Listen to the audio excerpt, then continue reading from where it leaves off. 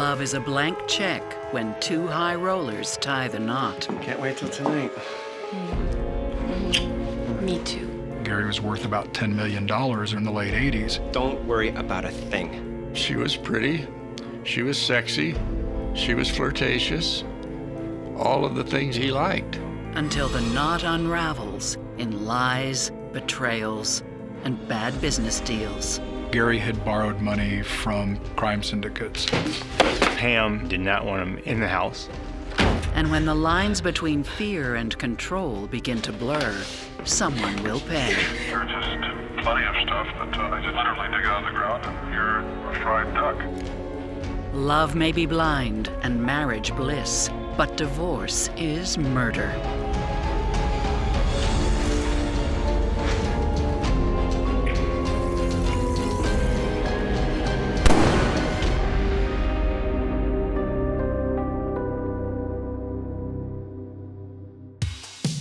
It's the Greed is Good decade in Tucson, Arizona. 5, 4, 3, 2, 1! And as everyone in Tucson knows, New Year's Eve, 1985, ladies and gentlemen! Gary Triano is the man leading the way. Gentlemen, there are only 3 guarantees in life. Death, taxes, and this beautiful piece of land I have at the corner of Broadway and Olson.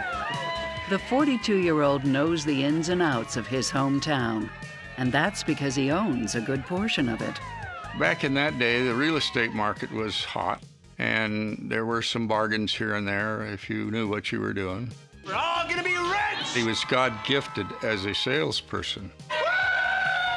Gary had been involved in a lot of different real estate endeavors, high-end kind of stuff. Before the area had truly grown completely, he had the foresight to put together a group of investors and developers, and when all this came to fruition, he would earn a percentage of the future profits. Gary was worth about $10 million through his investments, and he was quite wealthy. Like Gary, 27-year-old real estate agent Pam Phillips knows there's money in Tucson.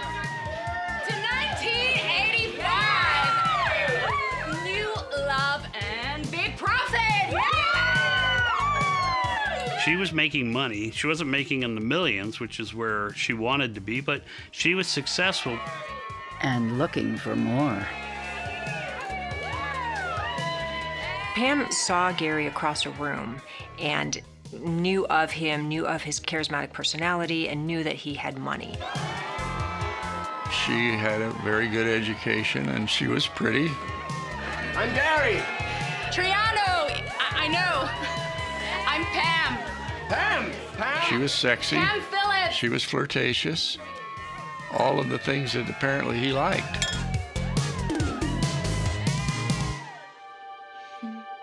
After Gary and Pam ring in 1985 together, things heat up fast. Gary and Pam's courtship was very quick. You're not going back to your place. Ever. Deal. It was kind of a sweep you off your feet type of thing. She saw a guy who was attractive. He was obviously rich, and it looked like he was going to become richer and richer. His financial picture looked very good. And there's no limit to how far he'll go to woo Pam. I have a surprise for you. Gary was handling a big real estate transaction out in Oro Valley, and he wanted to make an impression on her. It's a win-win for both of us. Thanks. And the commission went to her. But this can wait a little, don't you think? They were definitely lovers in terms of just, oh my goodness, he could do enough for her. Can't wait till tonight. Me too.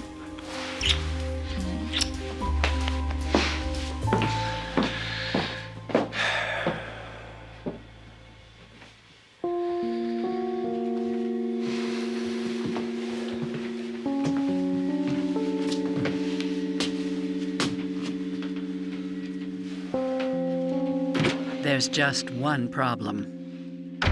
He was a married man. He doted on his children. Tucson's not a huge town, so it wasn't hard to figure out that he was seeing another woman. A lot of his personal friends were absolutely against it, saying, don't do this, don't do this. But Gary doesn't listen.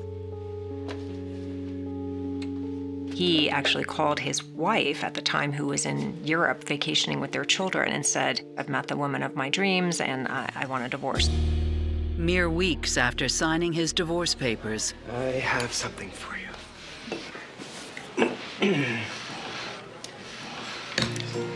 Oh! Yes, yes! You love it? I love you! Oh, the ring's pretty nice, too. Oh. The engagement ring that Gary gives Pam would draw attention to the fact that she was marrying very well financially. It was like 7 carats or something. She liked that first-class treatment, always. Pam came into the marriage with $2 million, and she believed they were actually equals. They got married on a yacht, and it was a black tie affair. They invited all kinds of rich, elite, wealthy people to their wedding. There's one famous photo where Gary's ready to cut the cake, and he holds a knife to Pam's throat, just sort of for fun. They looked like a very happy couple. Their lifestyle was everything works, everything's serviced, everything is taken care of. They would spend, tremendous amounts of money in restaurants, tip waitresses ridiculous amounts of money. They would attend events that you could describe as soirees, where everybody's dressed to the nines and you have your best jewelry on, your best behavior.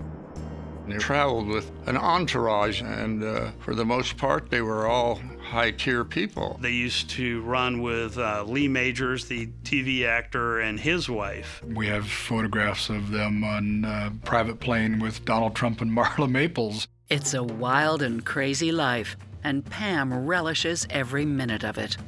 Pam stayed in the real estate market to show she was an up-and-coming businesswoman. She would join things like the Junior League and social organizations like that. While Pam hits Tucson's first-class social scene, Gary borrows money to finance his many business ventures. For Gary to conduct business, he had to have cash. He was borrowing money from people who had a lot of money. Gary was a shrewd enough businessman that even though there was a potential for failure, Gary would always come out ahead. He owned 25% of the Indian Bingo gambling casino here in Tucson. He was earning from the casino about $25,000 a month in cash. To keep authorities off his money trail, Gary spends the cash as fast as he can. That's a lot of loose money just to be spending on fun and games. And that's what he did. Then 2 years into their relationship, the fun and games takes an exciting turn. Gary was the most loving, caring father that I think you could possibly be. Oh my gosh, the smell. Pam was the doting, caring mother. Psychotherapist Stacy Kaiser and forensic psychologist Brian Russell closely examine Pam and Gary's relationship. Gary and Pam are both on an upward trajectory. They both want to make more, have more, do more, and they're both working hard to make them all happen. And I think that's part of what keeps things exciting and passionate for them. Feels like we're partners in life, we're partners in business, we're raising kids together, we're gonna be successful together. Sounds like a neat idea now, but it doesn't seem to me like either one of them is really thinking real far down the road about what kinds of things ought we to be doing for long-term family success, long-term business success. Gary and Pam are living the ultimate American dream, and Gary's Midas touch seems unstoppable. Center, you have the casino, of course, which is going to make us a ton of money. There was a casino operation for the Barona Indian tribe in San Diego. He had the expertise to put it together. So don't worry about a thing. Casinos are my bread and butter. This thing is a no-brainer. So what do you think? This time, he's made a gross miscalculation. Gambling in itself by the federal government is not illegal, but the states have their say-so in whether you build a casino or you don't build a casino. And unfortunately, we didn't have a compact from the state of California, so they kept closing us down. Without a proper state gambling license, the house loses. Big time. They would break up our slot machines. They would raid our tables. It was an awful thing. The fallout is felt in other areas of Gary's life, too. Hey, hon. How was your day? I don't feel like talking right now. Shh, Gary, the baby's asleep.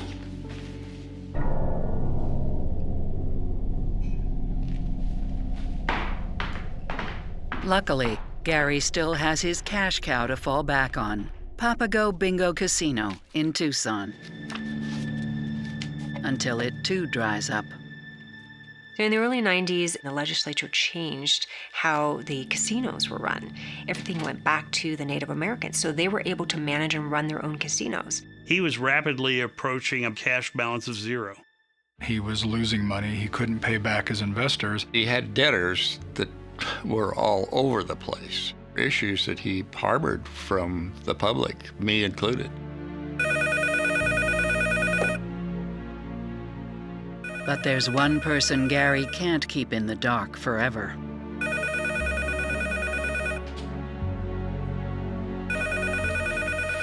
Don't answer.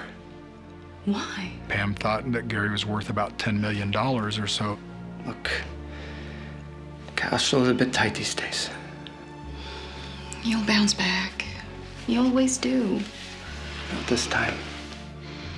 I don't think bouncing back's an option. I owe serious money, Pam. To serious people. So borrow some. I can't. She realized pretty quickly that Gary didn't have the money that she thought he had. She was angry that the money was gone, that the image that she wanted to achieve was crumbling.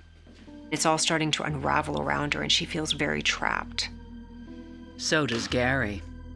Gary had borrowed money from people who were associated with crime syndicates. The investors were so angry that he believed he was a target for these investors. And soon, he's not the only target. Gary needed to know where she was at all hours of the day. He lied, and he hooked him.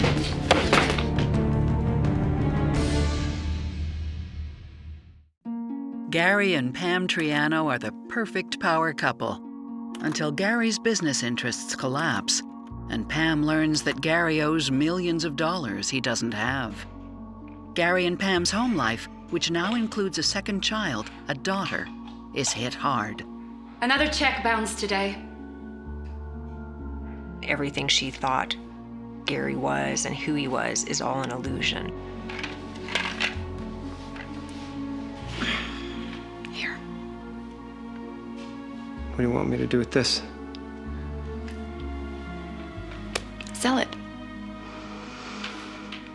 Pam did fund their lifestyle when Gary's money was running out.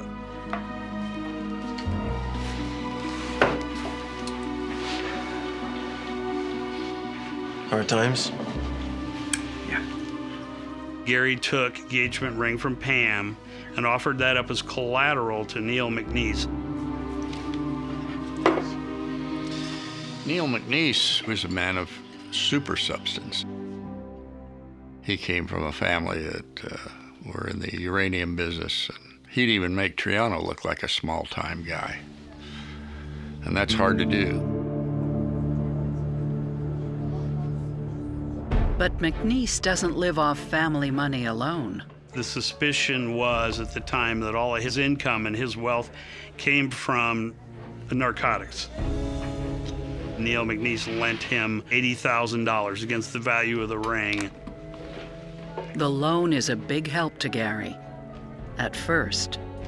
Subsequently, the story goes that Neil McNeese learned the ring wasn't a true diamond. It was a cubic zirconia or a fake diamond.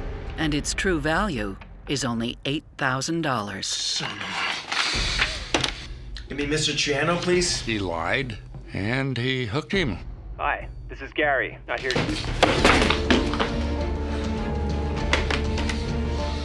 Call him again. Well, if you pull a shenanigan on me like that, it's not too likely I feel good about you anymore, is it? This is Gary. Not here to take a call right now. The stories that circulated about Neil McNeese were that he was very violent towards anyone who crossed him, offended him, caused him grief or loss of finances. I heard by the grapevine that Neil was out to kill him. And it seems Neil isn't the only one. Gary had lost a lot of money for people. And if you talk to those folks, Gary was the worst person in the world because he had lost their fortunes that they had entrusted to him. Can Gary climb out of this financial and marital hole? Now he has all kinds of people after him, and so we can expect that there's going to be conflict in his relationship with Pam, that he's not going to be in a good emotional place, and that that's going to trickle into every area of his life.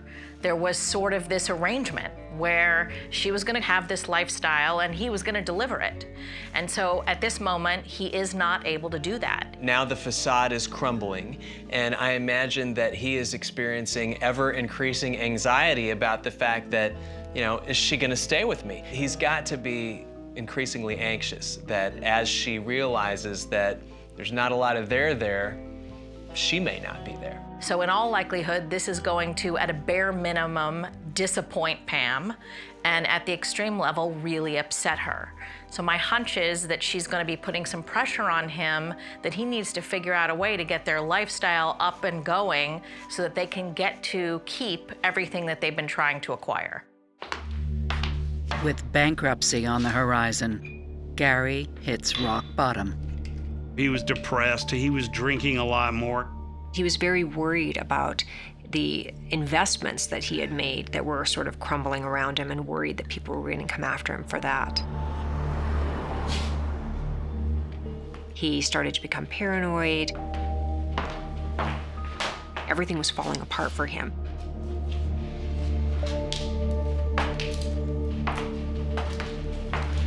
He became more and more agitated. And so his erratic behavior and his obsession with Pam increased.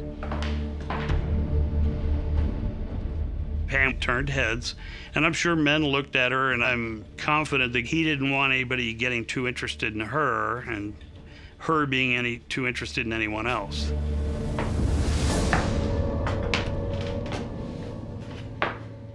Where are you going? Out. Out where? Just out. Gary needed to know where she was at all hours of the day. Pam alleges he became very possessive, very jealous. He would be calling her incessantly to find out when she was coming home. You're late. So? Where were you? None of your business. Yes, it is. Please. Gary, let go of me. Let go! Ow! Pam alleges he became physical with her on one or two occasions, making some forceful inquiry about her relationship with other people. She believed that Gary was dangerous and was a threat to her safety. Pam! Open the door!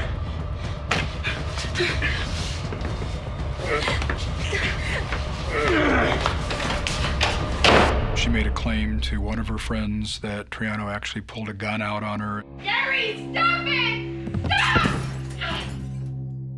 I could not say he never lost his temper or maybe even struck her. I don't know. Hey, guys! Daddy's home. Pam? Pam is obviously not happy with anything that's going on. She's looking for a lifeboat. Pam? And the minute he had to declare bankruptcy, she was out of there. Gary, I think we both know we can't be together anymore. Well, he was on vacation in Mexico, and she sold their property and just fled. It was in her name.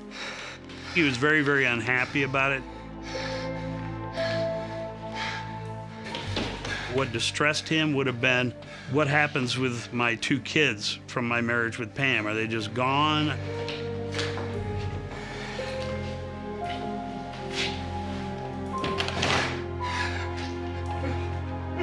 And I took the kids to Aspen, where I hope we can move on with everything.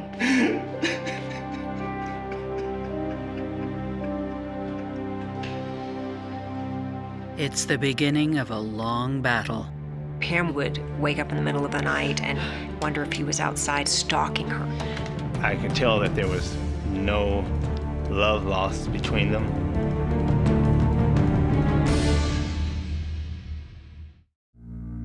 Pam and Gary Triano's marriage collapses under the weight of big debts and allegations of abuse, leaving Pam a single mom and Gary alone in Tucson. Pam and the kids, now 6 and 3, settle down in Aspen. But Pam is anxious. Pam was so scared of him that she would wake up in the middle of the night and wonder if he was outside, you know, just sort of stalking her. So she limits Gary's visits.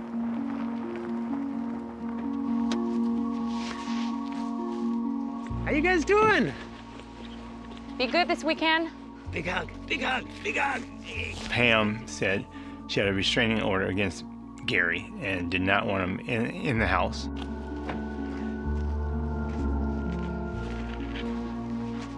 I'll have the kids back Sunday night. Actually, Saturday. That means I only get 1 day. It's that or nothing, Gary. She had a lot of control over whether or not he saw his children. And so his biggest heartache is he's not able to see them very much. As Gary spins further into debt, Pam thinks it's all a facade. He didn't have any money, really. I mean, his child support was ridiculously low. Pam was adamant that there was money hidden that Gary had stashed away, and she felt she had claim to that. He's so poor that friends are paying for his dry cleaning. He has to borrow money from people, and he's just sort of living, you know, as a scrapper. Yet, ironically enough, he's still playing golf regularly at the West La Paloma Resort, but he hasn't paid his golf dues in a very long time. So people liked Gary, and they were willing to help him out, and they were willing to let some things slide. But he was living on borrowed time and the goodness of people. Pam has been given a restraining order. And so that does justify her position when she says, I don't want you coming here and I'm concerned about you being with the kids. I think what she's actually trying to do is punish him. I think she doesn't want him to have a close relationship with the kids. I think she's trying to limit that. And I think she's trying to sort of capture the kids for herself so that they will like her better and like him less. Unfortunately, parents often do use the children as pawns in the litigation about the divorce and the finances and all of that. Those two are bound together forever. Even when the kids turn 18, they'll still be seeing each other at graduations, weddings, birth of grandchildren. And so it's somebody that you had resentment toward and that you had a breakup with, and you will be seeing them for a very, very, very long time. There's been so much acrimony that every little thing that comes up becomes sort of the next battle in the war. 1 year into the divorce, Pam wants a fresh start. Pam's attempting to start this online business called Star Babies. It's a horoscope reading of what your child's future is going to be. This was the early to mid-90s when personal computers were sort of just becoming prevalent in households. Luckily for her, there's a computer whiz living down the street. Ron Young was a older gentleman that lived in the neighborhood. And oh, keep your shoes on. Office is this way.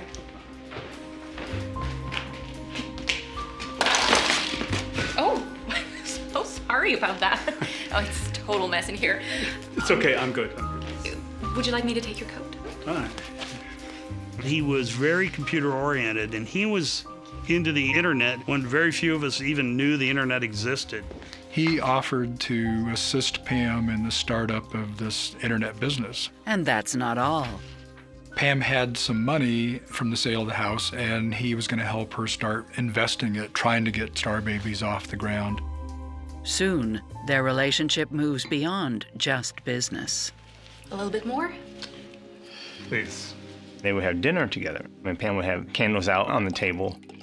And that's when I knew that, okay, it was a little bit more than just a friendship. Ron was not Pam's type at all. The fact that they got together in the first place is very unusual and sort of striking. But striking and unusual seem to be what Pam wants. Follow me. After dinner, they would go upstairs to Pam's bedroom. Pam was always very careful to make sure that Ron was gone by the morning before the kids woke up. Back in Tucson, Gary is moving on too. Yeah, it's like 35 stories. He did travel to China and other foreign countries to put deals together. And China, you know, at that time, gambling wasn't allowed. But he had a program that he was trying to develop. He's not defeated. He knows that he's going to rise from the ashes, so to speak. When the Chinese hear our offer, they're not gonna know what hit them. Oh, it's my kid. Yeah, I gotta let you go. He would call just to see how they were doing. Hi, sweetheart. How are you? And I just thought very well of him for doing that, because that just showed that he really cared. How's your big brother doing? You taking good care of him? They were cute kids. They were well loved. But that doesn't stop Gary from planting the occasional dig. Tell your mom to stop feeding you mac and cheese every night, okay? She had to have help all the time. I don't think she even knew how to cook, and much less take care of a couple of kids. What are you telling her? Nothing. Now, I'd really like to know. Jeez, Pam, relax. No. But every call leads to a fight. Fine. It was the traditional arguing over, well, this year I get them for Christmas, no you don't, that type of thing. The children get used as pawns that, you know, you're not paying me enough child support, you don't get to see the kids. They were going through a very acrimonious divorce, and there were allegations being thrown out by both sides. Pam claimed that he was writing her poetry and that the tenor of the poetry was harassing. Roses are red, violets are blue. Let me see the kids or I'll sue you. And Gary had the same contention. You tell him he's never gonna see the kids if he keeps this up. That Pam was harassing him by having her attorney call him umpteen times during the day, and also by having these orders of protection that were very restrictive to the point where he couldn't even see his children. There was no love lost between them. It's a ticking time bomb. It caused massive damage to mainly the head, leg, torso. He's nowhere to be found. I mean, he's gone.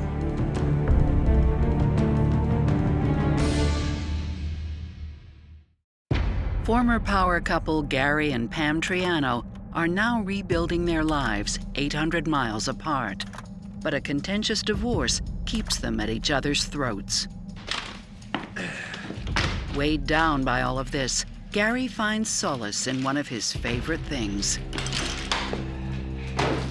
November 1st, 1996, Gary is playing golf at the La Paloma Country Club. He was a very, very good golfer, and he played every day.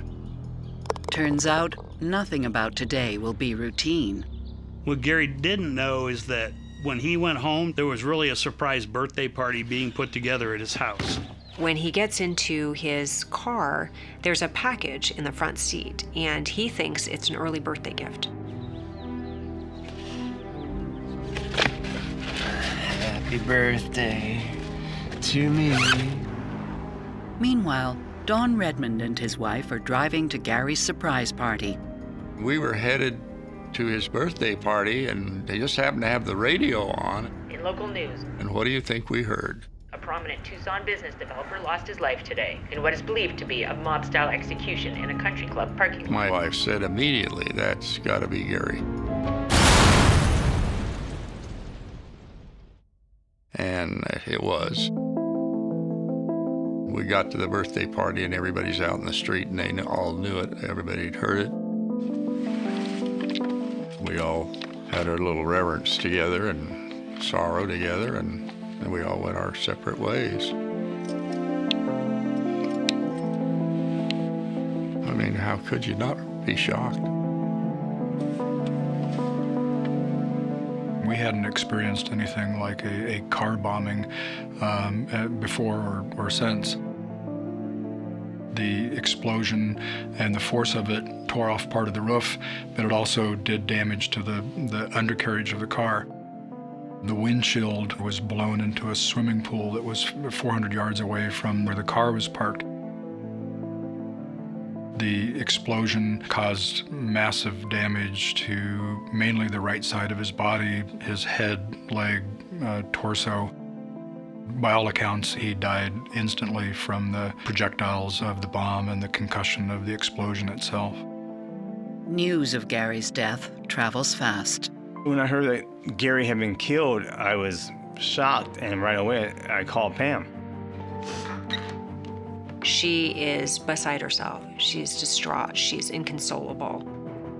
People handle grief in different ways. It can be that she truly is grieving over the fact that her children have lost their father, but I also very much agree with the concept of we don't know why she was crying. There are lots of reasons that people cry, and so that's something that only Pam knows. It's difficult to read a lot into people's grieving reactions because even if the breakup was bad and there was acrimony and all of that, if something horrific happens to the other person, I do think it can call to mind the good times that they had and remembering when they first met.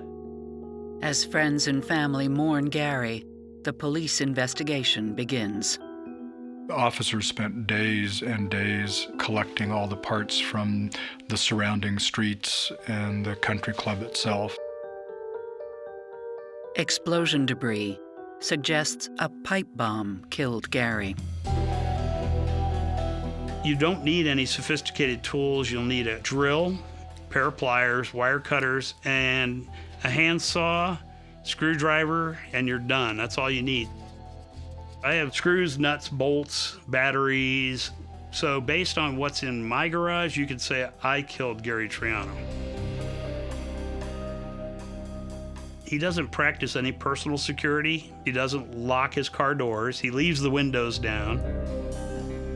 The killer could just walk up to the car. Nothing about this would stand out to anyone. So Gary finishes his round of golf, walks to his car. Gary has no idea he's being watched. It was a remote-controlled detonation, something that you would see, kids using for a model airplane or a model car. Someone had to be within about less than a quarter of a mile away for the remote control detonator to work. Happy birthday to me. The damage to his body showed that he probably was opening the bag when the bomb exploded. There was not going to be any chance that he survived that massive of an explosion. No one saw anyone approach Gary Triano's car to place the bag inside. Police draft a list of possible suspects. Furious investors, mostly. Gut reaction was, this is a mob hit. Car bombing, large public place, meant to send a message. But a message from whom? As one guy put it, he says, yeah, I was involved in one of Gary's deals. I lost $65,000. Then he very openly says, I'm not going to kill somebody for $65,000. We, during the investigation, didn't find any connection to the mob. Then police learn about Neil McNeice. The story is, Neil McNeice found out that the ring didn't cover the cost of the money that he had loaned to Gary. And because of that, Neil McNeice had Gary Triano killed. There's a great gap in time between when the loan was made and when the death occurred. You're talking years. The Neil McNeice story is a great story if you just want to be entertained. Is it factual? No. It wasn't like anybody was out so much money that they were sitting there going, I don't care. I don't want my money back. I just want Gary Triano dead. Days after Gary Triano's death, detectives in Tucson are stumped until they get a tip. 1 month before the explosion, a mysterious van was abandoned 500 miles from the murder scene. Yorba Linda, California, this van's parked on the street where it shouldn't be. Neighbors call the police. Yorba Linda Police Department comes out. It was a rental van, and when it wasn't returned, the rental agency reported it stolen. And inside the van are divorce papers related to Gary and Pam. There's a map of Tucson.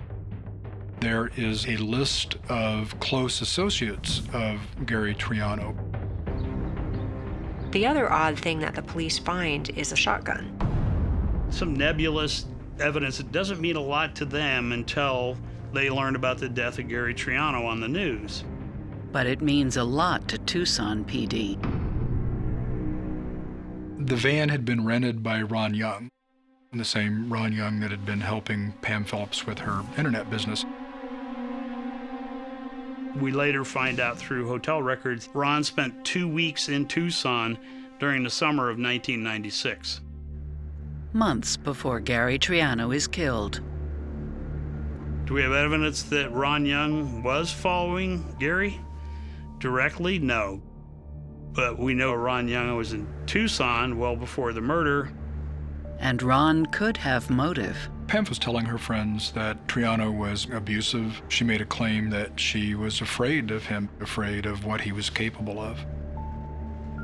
So detectives from Tucson went up to Aspen. They became very concerned about the whereabouts of Ron Young, wanting to speak to him, trying to figure out how he may have fit into their investigation. The first person they speak to is Pam.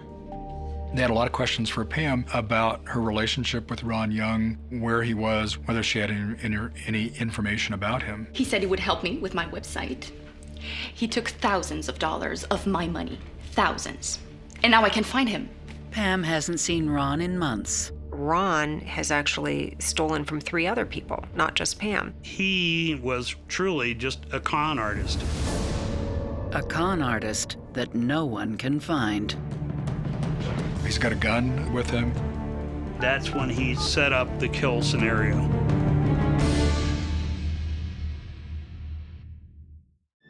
When former real estate magnate Gary Triano is killed in a mob-style car bombing, a stolen van leads police to Ron Young, Gary's ex-wife's lover, except Ron is nowhere to be found. The police simply could not find Ron Young anywhere. This went on for almost 8 years. There was just no trace of him. Then the cops seek outside help. In 2005, they got the TV show America's Most Wanted to do a show on Ron Young, not about the murder because they didn't want to tip off Ron Young that they were looking for him, but the show was about the fraud accusations in Aspen. If you have any information, please call the number on screen. A caller calls in and says, Ron Young is a patient of mine, I'm a chiropractor, and he has an appointment in my office tomorrow. And when Ron shows up the next day, Fort Lauderdale, Florida's finest are there to greet him. He's got a gun with him. He was arrested and convicted on weapons charges as the detectives were putting everything together. The pieces certainly seem to fit. He was here in Tucson for 2 weeks, and we think that's when he surveilled and basically set up the kill scenario. Not only that, he also has the necessary skills. Ron, he is internet-driven. You could learn how to build a bomb on the internet. There were instructions for it. It really wasn't out of the realm of Ron Young's expertise. I mean, you could see how he might be able to build a bomb like that. All of it is circumstantial, but police obtain a warrant. There is a treasure trove of information that law enforcement finds in Ron Young's apartment. There are floppy disks, there are jump drives, there's so much information, it takes literally months for the police to go through it all. And what they find astounds them. Ron Young has been like a pack rat. He's kept every detail of his relationship with Pam on computers, recordings, notes, faxes, which he's left for the police to discover. It seems Ron didn't steal from Pam. Instead, she owes him money. They find spreadsheets that Ron has made about all the payments that Pam has made him. I mean, he keeps meticulous notes. The accounting sheet showed that Pam Phillips owed Ron Young $400,000, and she was paying it off in monthly payments of cash every month for years. She would send a package to Ron Young, and then Ron Young, when he received the package, would deposit cash into his account. So where did Pam get the money? The police found that despite the divorce, Pam still carried a $2 million life insurance policy on the life of Gary Triano. And until the children turn 18, Pam is the sole trustee. The accounting sheets themselves don't amount to murder. But Ron's telephone calls with Pam just might. Amongst those things that were very important to him were some microcassettes. And so we hit play, and we now have Ron Young talking to Pamela Phillips. Ron, hi. You're late on your payment. I've paid you enough. A lot of their contact was about the money that Pam owed him. About enough to live on for about a year. There's just plenty of stuff that I just literally dig out of the ground and you're a fried duck. Ron Young would tell her, that's my money. You owe me that money. You're holding on to it. It's mine. You need to pay it to me. Well, I tell you, you're going to be very serious when you sit in a women's prison for murder. The insinuation is that he killed for her. And if he doesn't have something to hold over her, she's just going to be in the wind. They were bound together by this tremendous secret and this tremendous responsibility and obligation that they had to each other. An obligation that took root behind closed doors. Ron isn't the next guy she's going to marry, but he has value to her. You know it's a win-win for both of us. The agreement between Pam and Ron is that she will get the $2 million insurance payout and he will get $400,000 from her. Okay. I'll do it.